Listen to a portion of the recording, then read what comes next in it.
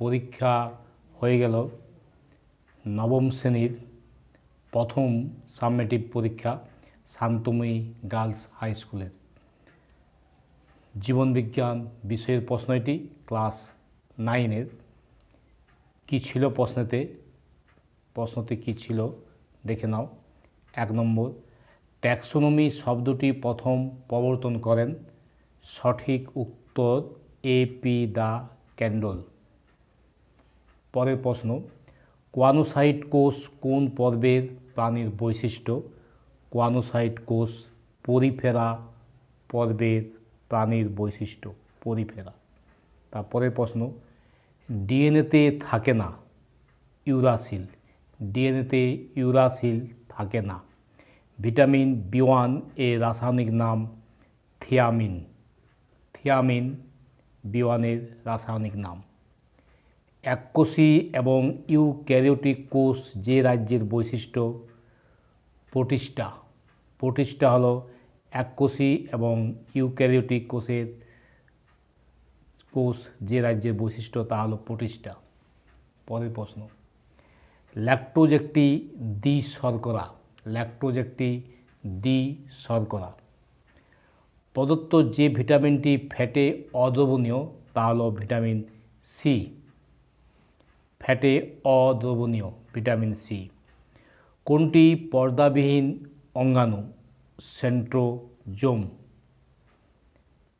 এই ছিল 1 মার্কের 8টি প্রশ্নের সঠিক উত্তর শান্তময়ী গার্লস হাই স্কুলের ফার্স্ট সাবমেটিভ পরীক্ষার জীবনবিজ্ঞান বিষয়ের নবম শ্রেণীর প্রথম পর্যায়ক্রমিক মূল্যায়নের প্রশ্ন এটি 2024 সালের।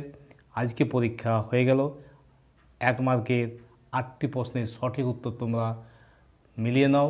এবার 2 নম্বরের প্রশ্নে আসছি।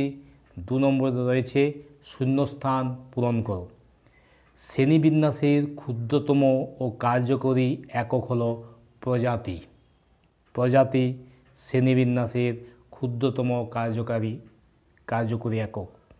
প্রোটিন অণু অসংখ্য অ্যামিনো অ্যাসিডের সমন্বয়ে গঠিত। অ্যামিনো অ্যাসিডের সমন্বয়ে গঠিত প্রোটিন অণু। কমপ্লেট টিনোফোরা পর্বের প্রাণীতে দেখা যায়। কমপ্লেট টিনোফোরা পর্বের প্রাণীতে দেখা যায়। 3 নম্বর হয়ে গেল শূন্যস্থান পূরণের। এবার সত্য মিথ্যা। শুষ্নী শাক একটি অতি পরিচিত মস জাতীয় উদ্ভিদ। মিথ্যা, ফার্ন জাতীয় উদ্ভিদ। পরের প্রশ্ন, হিস্টোরিয়া প্লান্টেরাম বইটির রচয়িতা হলেন ক্যারোলাস লিনিয়াস। মিথ্যা, হিস্টোরিয়া প্লান্টেরাম বইটির রচয়িতা থিওফ্রাস্টাস। আরএনএ প্রোটিন সংশ্লেষে সাহায্য করে, এটি সত্য। পরের প্রশ্ন,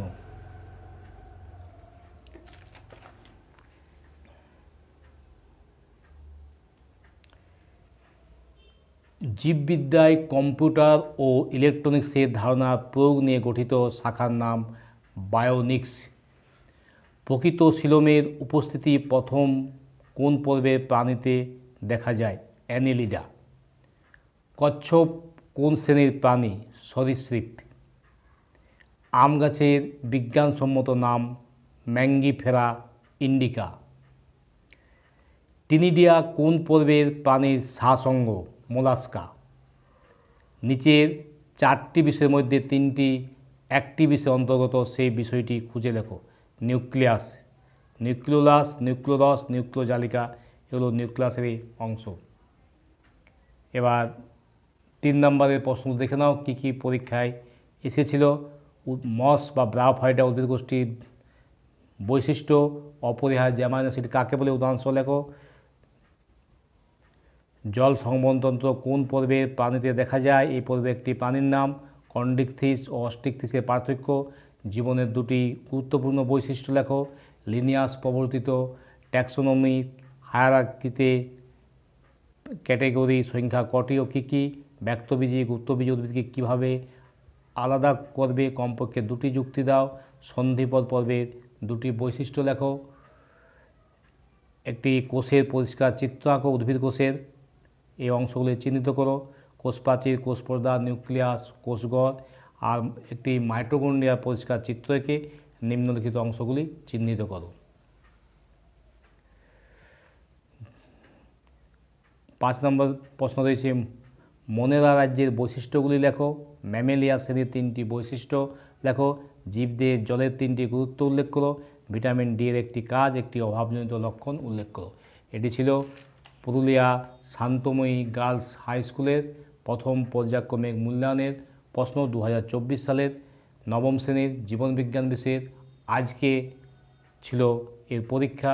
আমি সংক্ষিপ্ত প্রশ্নের উত্তরগুলো তোমাদের দিয়ে দিলাম, তোমরা মিলিয়ে দেখো তোমাদের কতগুলো তোমরা ঠিক করতে পেরেছো।